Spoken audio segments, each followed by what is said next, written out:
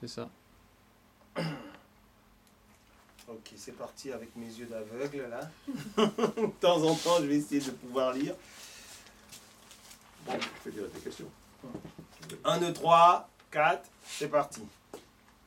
Bonjour, je me trouve aujourd'hui avec Patrick Baleston, dirigeant du club de Bordeaux Athlé. Et on va poser quelques questions à Patrick Baleston pour essayer un petit peu d'essayer de comprendre la fonction en management des ressources humaines dans ce club. Alors, Monsieur Baleston, quel est exactement votre rôle dans ce club? Bien, le club avait besoin d'un couteau suisse et j'en assure les fonctions.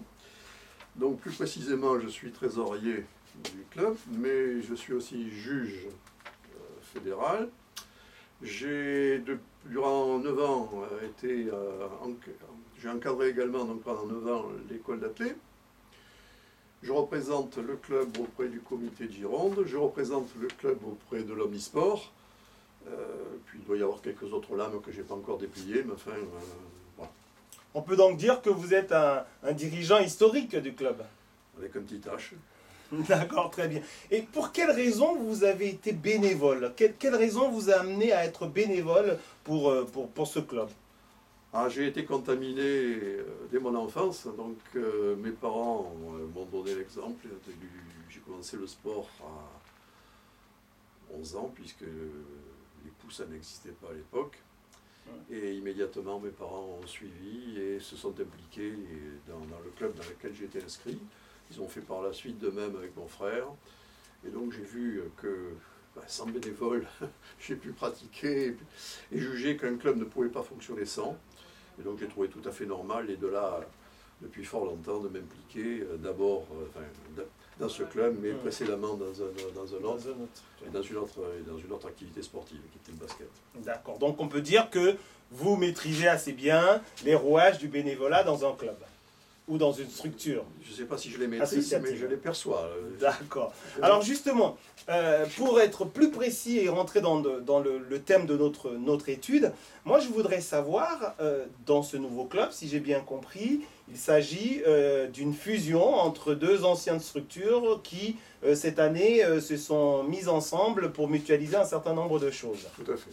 Voilà, alors dans le cadre de la gestion des ressources humaines, la première question que j'ai envie de dire, est-ce que le club a une stratégie globale qu'elle essaye de mener pour arriver à mettre de manière positive les actions qu'elle mène? Alors oui, le club a une stratégie générale qui ne date pas d'ailleurs que de cette année de la fusion de l'entité PTT avec l'entité Stade Bordelais. Cette vision qui a été couchée par écrit déjà depuis 2-3 ans, donc a été portée à la connaissance d'abord du stade dirigeant, puis un petit peu plus largement, disons, de tous ceux qui se sont impliqués dans le fonctionnement du club. Bon.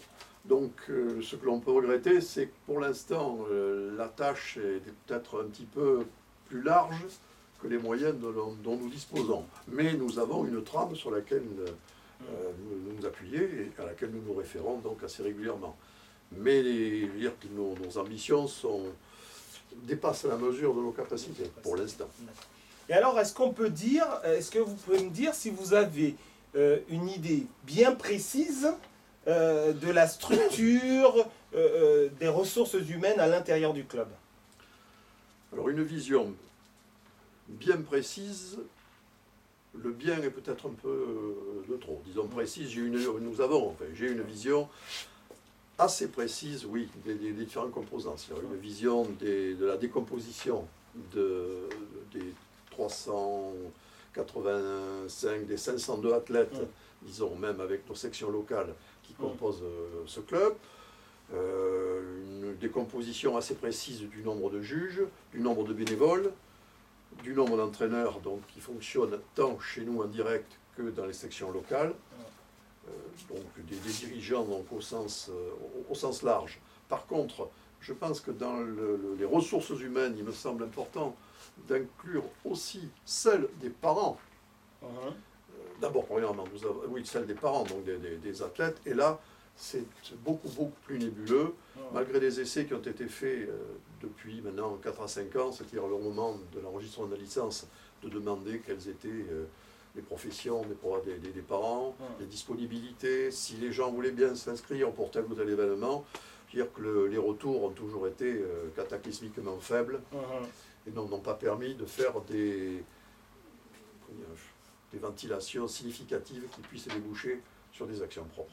D'accord. Alors, l'autre question qui me vient à l'idée, c'est est-ce que parmi vos membres, vous avez exactement, vous savez, la parité des pratiquants, la parité des pratiquants compétitifs, des pratiquants loisirs, etc. Est-ce que c'est bien défini ça? Là aussi, c'est défini, mais en tant qu'amateur de statistiques, c'est insuffisant à mon gré. C'est-à-dire que j'aimerais passer de l'étape du à peu près, du environ, à quelque chose de beaucoup plus précis.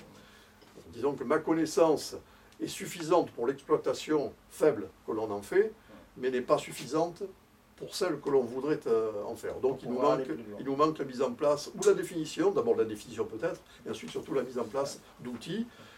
La mise en place d'outils avec la définition et la mise en place de personnes à même de les exploiter. Absolument. D'accord. Donc, justement, c'est assez intéressant ce que vous me dites.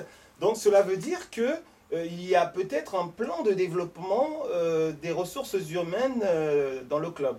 Oui, il y a déjà une trame qui a vraiment été posée, sur laquelle on a commencé à travailler. Ça va toujours trop lentement par rapport à ce que l'on souhaite, mais ça avance. Mais bon, incontestablement, il y a l'envie d'inclure, la nécessité d'inclure davantage de bénévoles, car la structure n'a pas réellement changé de dimension. Quand j'ai la structure de base de la section n'a pas réellement changé de dimension avec la fusion. Par contre, donc, nous sommes passés aux alentours de 300 à environ 500. Donc, il y en a un petit peu plus à faire pour le même nombre. Alors, dans ce cadre-là, est-ce que vous avez, pensé à des actions majeures qui pourraient être menées justement en matière de recrutement des bénévoles, en matière de recrutement même de pratiquants, que ce soit compétitifs ou loisirs? Penser, oui. Trouver, non. Car la plupart des idées que nous avons eues, ne se sont pas révélés directement applicables. Donc il faut réaffiner, revoir, essayer d'en avoir d'autres, de contacter d'autres personnes. Il y a aussi des activités qui sont réellement des activités qui demandent une grande professionnalisation. Et donc chacun a ses capacités. C'est-à-dire que si je suis à même de gérer éventuellement, et de savoir exploiter des chiffres, je n'ai pas forcément la même capacité par rapport à tout ce qui est ressources humaines et les aspects psychologiques également de ces liens. Et là, on essaie de trouver, mais nous n'avons pas encore trouvé les personnes adéquates. Ou, si ces personnes sont là, elles sont également en charge de tellement de choses, que de tellement de questions plus essentielles, plus vitales ou plus fondamentales à traiter dans le très court terme, qu'on remet toujours un petit peu au lendemain, la satisfaction, la résolution des problèmes. D'accord. Alors, très bien, merci beaucoup. Alors, en résumé, est-ce qu'on peut dire que, effectivement, la nouvelle structure Bordeaux-Athlé est une structure en construction qui prend bien en charge, évidemment, les valeurs et la nécessité de travail au niveau du management des ressources humaines qu'elle a à l'intérieur du club, mais que beaucoup reste à faire? Tout à fait. Énormément reste à faire.